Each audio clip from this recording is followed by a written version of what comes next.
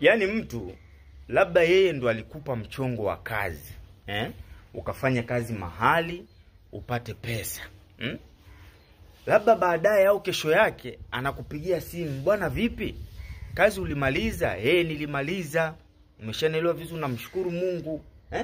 Sasa badala akwambie, bwana pesa yako waliituma yote? Umepata pesa yote? Hasemi hivyo. Tena kwenye simu au kwenye message anaongea kiungwana kabisa. Utasikia, vipi? Na mzigo walikuingizia wote? Wewe, nani? God have mercy upon us. Mzigo wote umeniingizia, mzigo wote, mzigo gani? Yaani mimi nilienda kufanya kazi ili niingiziwe mzigo wote, na mzigo niingiziwe wote, mzigo wa nani?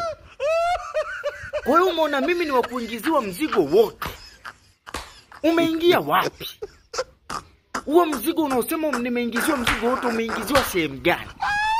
Uwezi kusema umewekewa pesa yako wote kwenye simu mpaka uniambie mzigo umeingiziwa wote, mzigo upi? Na kwangu mimi ni sehemu gani kunaingizwa mzigo wote? Hata nusu hauingii. Unaniambia naingizwa mzigo wote, mzigo upi? Mzigo hiyo mzigo hiyo which? Yaani wewe kuniambia mimi nimeingiziwa mzigo wote, tena unauliza kwa bashasha, vipi umeingiziwa mzigo wote? Unataka nikujibu nini? Mzigo gani? Wewe unaona mwili ni wa kuingiziwa mzigo? Au wewe ndio unaingiziwa mzigo wote?